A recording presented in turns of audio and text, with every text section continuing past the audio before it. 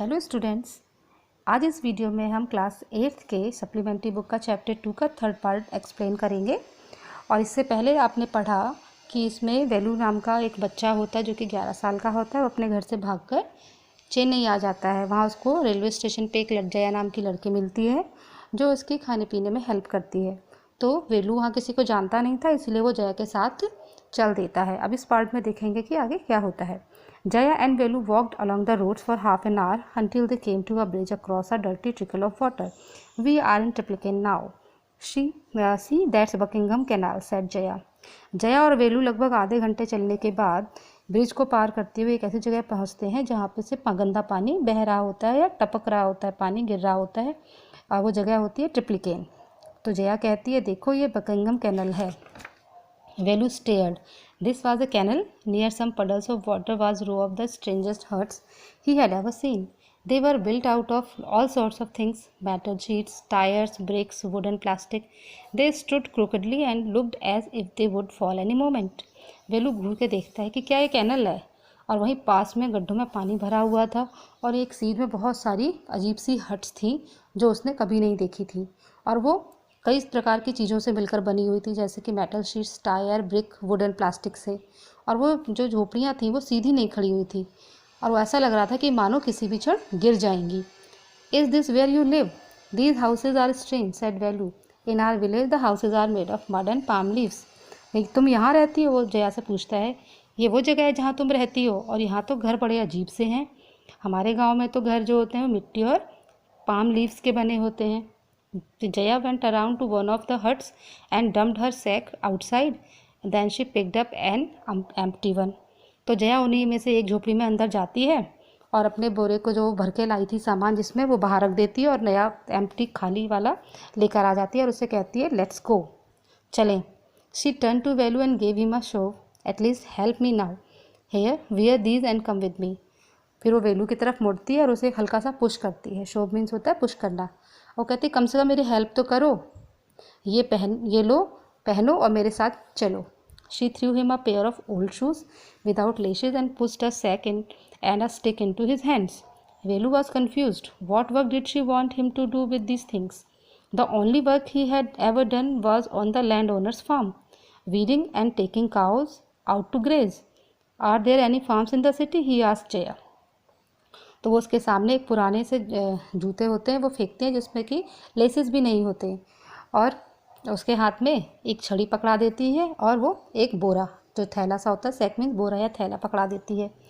वेलू confuse होता है। वो कहता है कि ये क्या चाहती है कि मैं इन चीज़ों से क्या काम करूँ।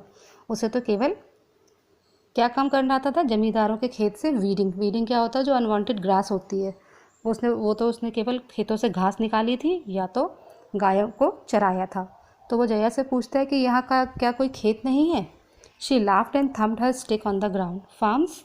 There are no farmers here, we are rag pickers. वो हंसती है और अपनी स्टिक को ग्राउंड पे मारती है। कहते, खेत? यहाँ कोई फार्मर्स नहीं हैं, हम रैक पिकर्स हैं, कूड़ा बीनने वाले हैं। Rag pickers? See my sack full of things I collected.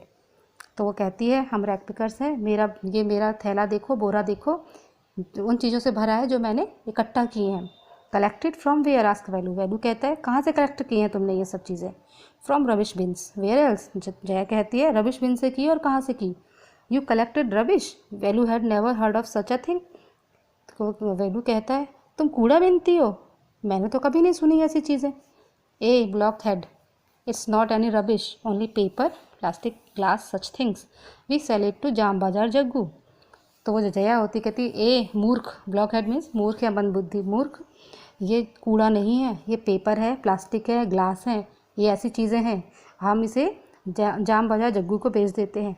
Velu was puzzled. He had heard of people throwing away rubbish, but why would anyone want to buy rubbish? Velu puzzle हो जाता है, confuse हो जाता है. उसने ये तो सुना था कि लोग कूड़ा बाहर फेंकते हैं, लेकिन कोई भी कूड़े को क्यों खरीदना चाहेगा? Who is Jam Bazaar Jaggu? Why is he buying all this? वो कहते हैं, ये जाम बाजार जग्गू कौन है और ये सब चीज़ें क्यों खरीदता है? You think he buys it for show? He sells it to a factory. Come on, I don't have time to waste like you. तो कहती है, वो तुम्हें क्या लगता है कि वो शो करने के लिए ख़रीदता है? वो इन्हें फैक्ट्री में बेच देता है.